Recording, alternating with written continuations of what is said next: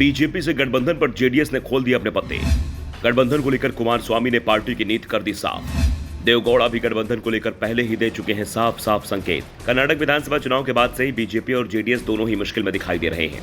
JDS की सबसे बड़ी चिंता चुनाव दर चुनाव उसका दरकता आधार है, तो बीजेपी के हाथ से सत्ता फिसलने के बाद अब उसे लोकसभा चुनाव की चिंता हो रही है, क्योंकि जिस तरह के परिणाम सामने आए हैं उसके बाद बीजेपी को लोकसभा में कम से कम 15 सीटों का नुकसान तय दिखाई दे रहा है। इस बीच पहली बार प्रदेश में जेडीएस और बीजेपी के बीच गठबंधन की सुगबुगाहट भी सुनाई दे रही है। दरअसल बीजेपी के साथ गठबंधन के सबसे बड़े विरोधी पार्टी चीफ एचडी देवगौड़ा भी अब बीजेपी के पक्ष में बयान दे रहे हैं। हाल ही में संसद भवन के उद्घाटन अवसर पर भी संकेत मिले थे कि बीजेपी दलों के दबाव को दरकिनार करते हुए जेडीएस इसमें शामिल हुई। इसके बाद संकेत मिलने लगे थे कि जेडीएस बीजेपी के करीब जा रहा है, और जब नीतीश कुमार ने जेडीएस नेता कुमारस्वामी को बीजेपी से दूर करने को कहा तो कुमारस्वामी के बचाव में उनके पिता और पार्टी चीफ एचडी देवगौड़ा खुलकर सामने आ गए। देवगौड़ा ने उल्टा नीतीश कुमार से ही सवाल कर दिया कि वो भारत के किसी एक राजनीतिक दल का नाम बता दें जिसने कभी भी बीजेपी के साथ गठबंधन नहीं किया हो।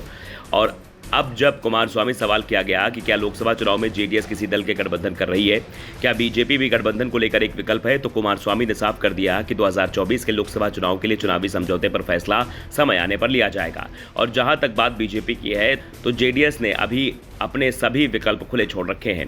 पार्टी ने किसी विकल्प को बंद नहीं किया है। एसडी कुमारस्वामी ने यह भी कहा कि उनके पास फिलहाल संसदीय चुनाव के लिए कोई प्रस्ताव नहीं है। बीजेपी से गठबंधन की चल रही अटकलबाजी पर कुमारस्वामी ने कहा कि राजनीति में कई तरह की बातों और अटकलों का उभार स्वाभाविक है, चाहे वो अफवाह हो या उसमें किसी भी वास्तविकता हो, लेकिन चुनाव प्रक्रिया शुरू होने पर ही इन प्रश्नों के उत्तर मिल सकते हैं। कुमारस्वामी ने इसके साथ ये भी कहा कि लोकसभा चुनाव के संबंध में मेरे सामने ऐसा कोई प्रस्ताव नहीं आया है और न ही मेरे चुनाव लड़ने को लेकर कोई फैसला किया गया है। कुमारस्वामी ने कहा कि पिछले 5 दिन में जेडीएस ने पार्टी कार्यालय में जीते और हारे दोनों तरह के उम्मीदवारों की जिलेवार बैठक की है और उन बैठकों में सभी ने मुझे आश्वासन दिया है कि वो मेरे साथ खड़े रहेंगे और मेरे साथ ईमानदारी सहयोग करेंगे।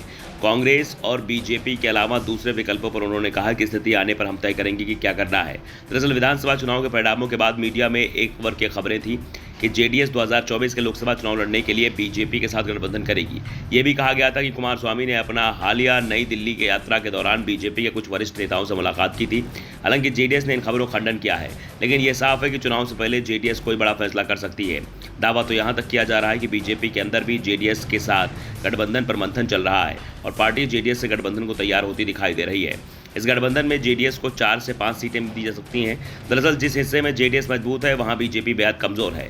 ऐसे में बीजेपी को जेडीएस साथ गठबंधन करने में किसी तरह के नुकसान का भी डर दिखाई दे रहा है।